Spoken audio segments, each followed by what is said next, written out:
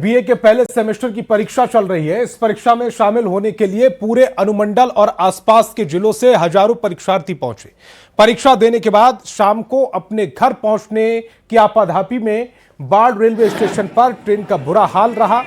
AC bogie का हाल general bogie से भी बदतर दिखा। पटना हटिया पाटलिपुत्र एक्सप्रेस ट्रेन में छात्र छात्राओं की काफी भीड़ देखी गई।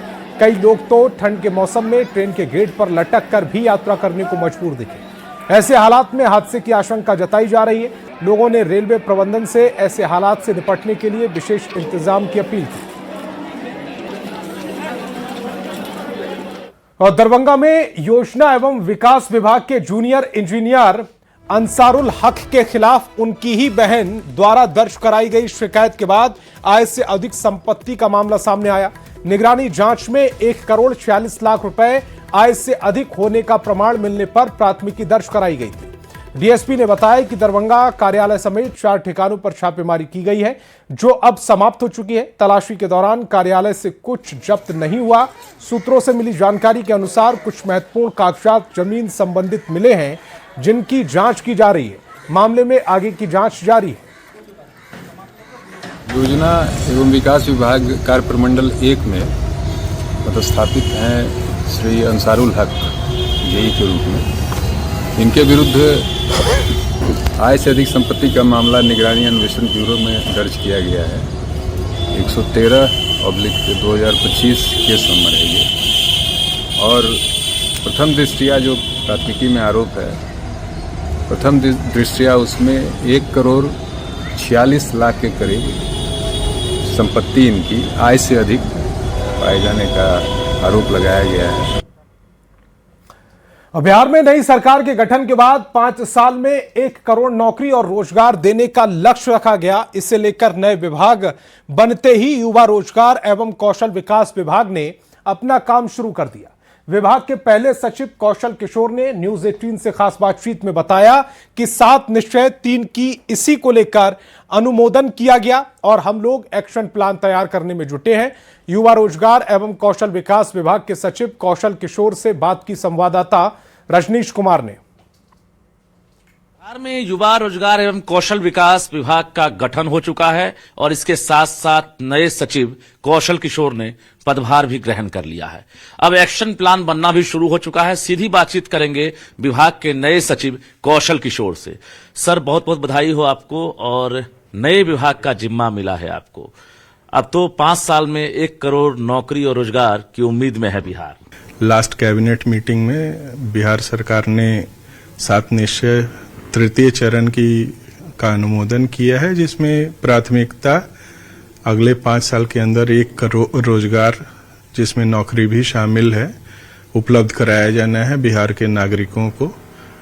इसमें सभी विभागों के समन्वय के साथ हम लोग काम करके आगे एक्शन प्लान तैयार कर रहे हैं और उस एक्शन प्लान को फाइनल उच्च स्तर से कराते हुए 1 करोड़ का टारगेट है 5 साल में।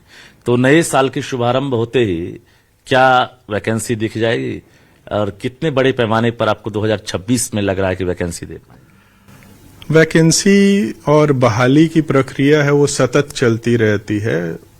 हर दिन कोई ना कोई विज्ञापन विभिन्न आयोगों द्वारा या फिर जिला स्तर से संविदागत नियोजन के लिए अन्य सोसाइटी से वो निकलता रहता है। तो एक कब से शुरू हो जाएगी वाली बात नहीं है, वो तो शुरू है, वो सतत प्रक्रिया है। हाँ, वो निर्वाचन से पहले से बहुत सारे विज्ञापित हैं। कई अधियाचनाएं भी गई हैं विभिन्न विभागों की ओर से, जीएडी के माध्यम से विभिन्न आयोगों को, बीपीएससी, एसएससी सबको गई हुई हैं।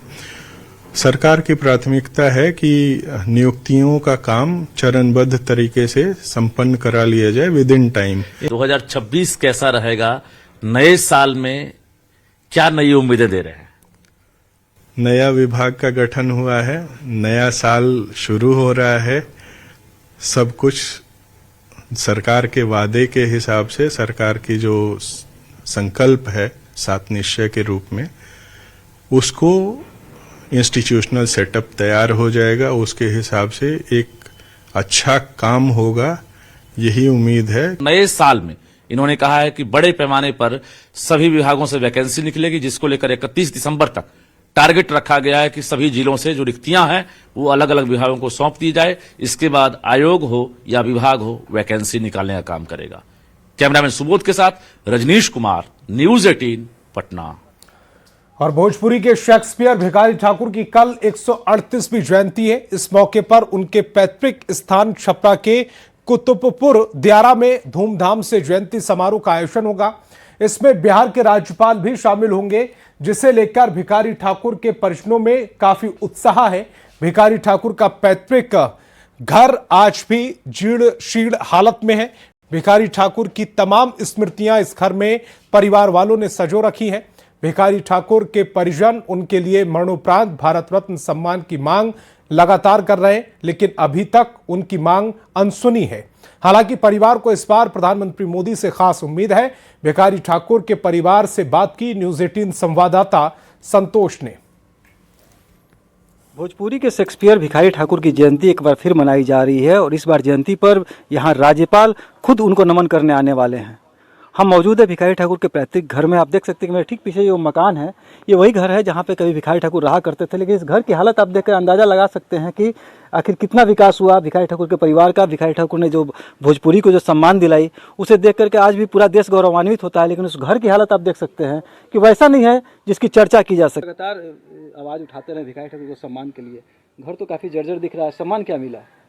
सम्मान तो जो उचित सम्मान मिलना चाहिए वो अभी तक सम्मान तो नहीं मिला, लेकिन हमारे देश के यशस्वी प्रधानमंत्री श्री नरेंद्र मोदी जी के मुझे पूरा विश्वास है कि इस बार भिखारी ठाकुर जी को मरणोपरांत भारत रत्न सम्मान देने का काम करेगी। चूँकि हमारे सारण के सांसद माननीय श्री राजीव प्रताप रूढ़ी जी भी लोकसभा में उठाए हैं और बिहार के सदन में भी MLC सच्चिदानंद राय जी उठाए हैं। जो एक्चुअल ज़रूरत इस परिवार का है, भिखारी ठाकुर जी के परिवार का, ये आप देख सकते हैं कि मतलब घर कितना जर्जर है। बरसात होता होगा तो इनके घर में मतलब खाना बनाने का व्यवस्था आप देखिए कि क्या होता होगा। मान लीजिए ये बाहर में बनाते होंगे या फिर उसमें देखिए हर एक पे जो काला तिरपाल रखा हुआ है, आपको दिख रहा होगा कि ये काला तिरपाल रखा हुआ। मान लीजिए आंधी में उड़ गया और खाना बनाते टाइम मतलब एक भी पानी जो है बरसात का अंदर रूम से बाहर नहीं जाता होगा। तो भिखारी ठाकुर जी के नाम पे उन्होंने जितना नाम कमाया इतना पूरा देश में नाम कमाए, लेकिन जो उचित हकदार जो व्यक्ति है वो हक इन लोगों को नहीं मिला। घर तो जर्जर है, लोग हर बार जयंती पर बड़े बड़े नेता आते हैं, अब राज्यपाल आ रहे हैं, क्या उम्मीद है? अभी तो हम महिम जी का आगमन से कुछ संतुष्ट है, लेकिन अब आगे देखते हैं क्या हो पाएगी या होता है। लेकिन अभी तक तो सब वादे खोखले साबित हुए। ये खोखला साबित हुआ। जो भी वादे किए गए थे पहले वो तमाम खोखले साबित हुए। हालांकि इस बार राज्यपाल खुद भिखारी ठाकुर का नमन करने कुतुबपुर दियारा आ रहे हैं। ऐसे में लोगों को एक उम्मीद जगी है कि इस गाँव का वह विकास होगा जिसे इस गाँव के लोग चाहते हैं। संतोष गुप्ता, न्यूज 18 छपरा।